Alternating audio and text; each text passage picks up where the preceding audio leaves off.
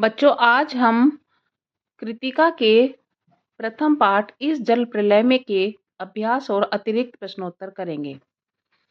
पहला प्रश्न है, बाढ़ की खबर सुनकर लोग किस तरह की तैयारी करने लगे?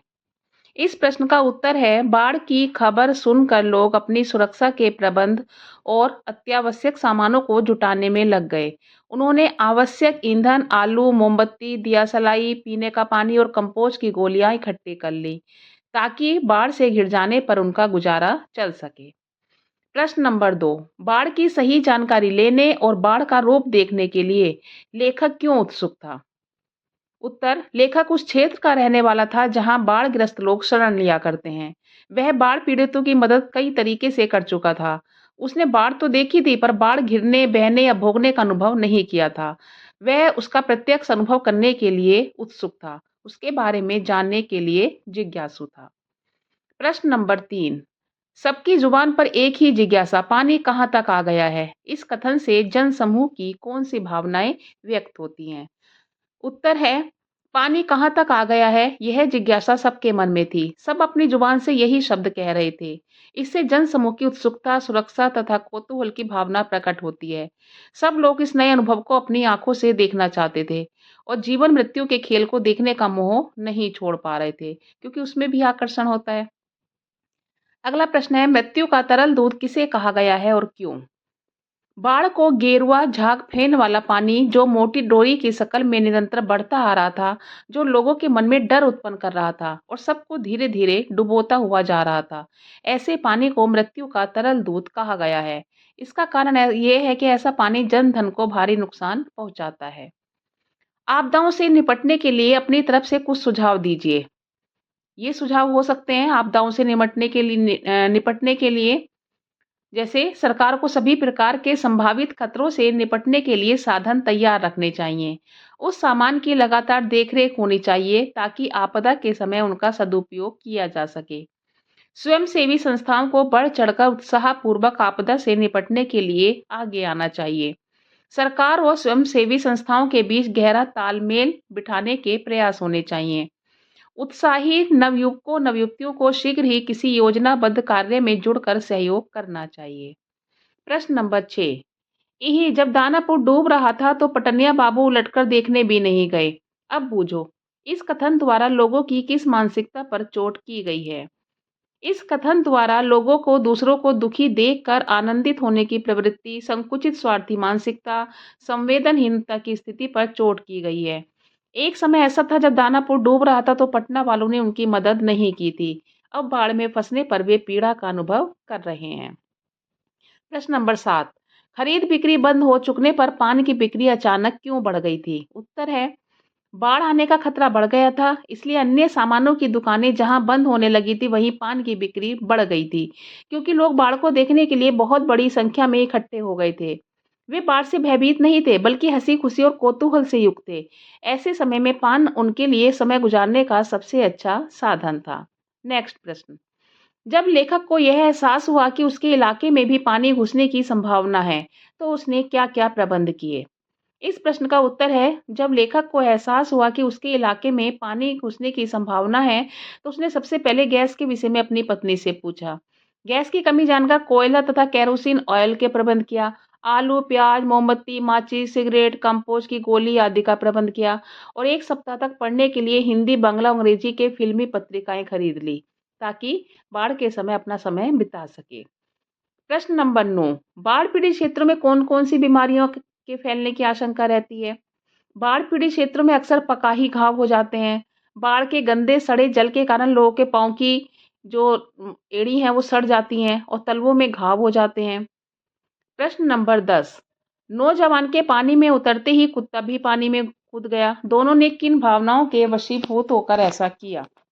नौजवान के उतरते ही कुत्ता भी पानी में कूद गया। ऐसा उसने नवयुवक अर्थात मालिक के प्रति अगाध लगाव रखने की भावना के कारण किया। कुत्ता और नवयुवक एक दूसरे से भावनात्मक संबंधों के अलावा मित्रता और सुख दुख में साथ न छोड़ने के अलावा स्नेहपूर्ण संबंध रखते थे। ऐसा करके कुत्ते ने अपनी स्वामी भक्ति भी प्रकट की। प्रश्न नंबर 11, अच्छा है कुछ भी नहीं, कलम थी वह भी चोरी चली गई। अच्छा है कुछ नहीं है मेरे पास। मूवी, कैमरा, टेप रिकॉर्डर आदि की तीव्र उत्कंठा होते हुए भी लेखक ने यह कथन क्यों कहा? उत्तर है, लेखक बाढ़ के अनुभव को पूरी तरह जीना और भोगना चाहता था। उधर उसका कलाकार मन चाहता था कि वह बाढ़ के दृश्यों को संजोले। यदि उसके पास मूवी, कैमरा, टेप रिकॉर्डर या कलम होती तो वह बाढ़ का निरीक्षण करने की बजाय उसका चित्रण करने में लग जाता।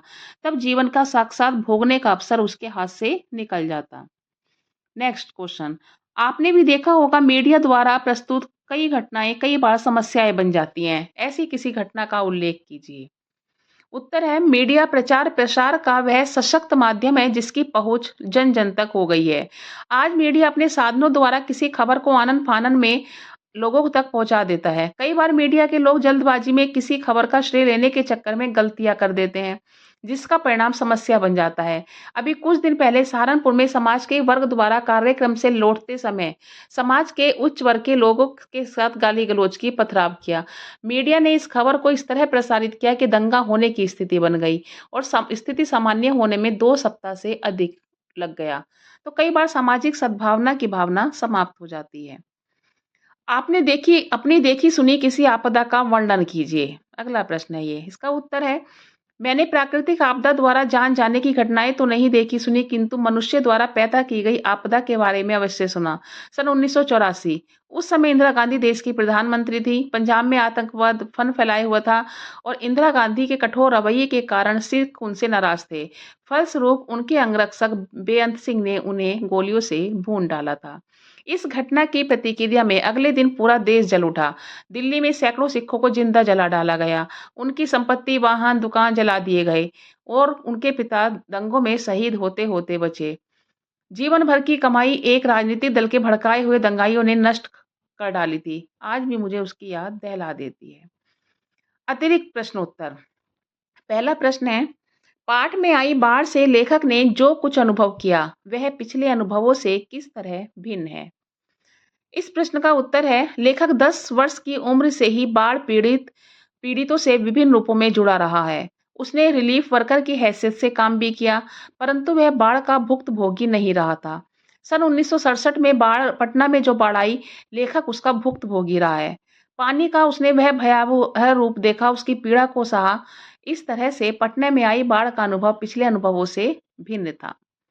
अगला प्रश्न है, कॉफी हाउस पहुंचकर लेखक आतंकित क्यों हो गया और उस आतंक का उस पर क्या असर हुआ? कॉफी हाउस के पास पहुंचने पर लेखक ने देखा कि कॉफी हाउस बंद कर दिया गया। सड़क के किनारे पर एक मोटी डोरी के आकार वाला गेरुए झाग फैन में उलझा पानी तेजी से सरकता आ रहा है। लेखक को यह पानी मृत्यु के तरल दूध जैसा लगा, जिसे देखकर वह आतंकित हो गया। इस आतंक के कारण उसने इस दूध को हाथ जोड़कर भय के साथ प्रणाम किया। प्रश्न नंबर 3। लेखक ने गैरिक आवरण किसे कहा है? यह कब और क्यों आच्छादित करता आ रहा था? लेखक ने अपनी यादों पर पड़ने वाले उस पर्दे को गैरिक आवरण कहा है, जिसके कारण गांधी मैदान से जुड़ी उसकी स्मृतियां धूमिल होती जा रही हैं। यह आवरण पटना में बाढ़ आने पर इसलिए आच्छादित करता आ रहा था क्योंकि गांधी मैदान की हरियाली पर धीरे धीरे पानी भरता जा रहा था। प्रश्न नंबर 4। गांधी मैदान पहुंचकर लेखक ने कैसा दृश्य देखा? इस मैदान से जुड़ी कौन-कौन सी यादें भूलती जा रही थीं? गांधी मैदान पहुंचकर लेखक ने देखा कि इस मैदान की रेलिंग के सहारे इतने लोग खड़े थे कि उनकी संख्या दशहरा के दिन रामलीला के राम के रथ की प्रतीक्षा करते लोगों से अधिक ही रही होगी। इस मैदान से जुड़ी आनंद उत्सव, सभा सम्मेलन और खेल-कूद की सारी यादें लेखक को भूलती जा रही थीं। प्रश्न नंबर 5। पटना को बाढ़-ग्रस्त देखकर अधेड़ मुस्तंड ने क्या टिप्पणी की? उसकी टिप्पणी उस समय कितनी उचित थी? स्पष्ट कीजिए। इसका उत्तर है, पटना को बाढ़-ग्रस्त देखकर अधेड़ मुस्तंड ने व्यंग्य से कहा, जब दानापुर डूब रहा था तो पटनिया बाबू उलटकर देखने भी नहीं गए, अब बूझो। उनकी यह टिप्पणी इस अवसर पर तनिक भी उपयुक्त नहीं थी, क्योंकि ऐसी टिप्पणी जले पर नमक छिड़कने जैसी थी और इस कथन में उनकी संवेदनहीनता झलक रही थी। प्रश्न नंबर 6। लेखक ने दिल दहला देने वाले सबका समाचार किसे कहा है और क्यों? शाम 7:30 बजे आकाशवाणी के पटना केंद्र से प्रसारित स्थानीय समाचार में कहा गया कि पानी हमारे स्टूडियो की सीढ़ियों तक पहुंच गया है और किसी भी क्षण स्टूडियो में प्रवेश कर सकता है। लेखक ने इस समाचार को दिल दहलाने वाला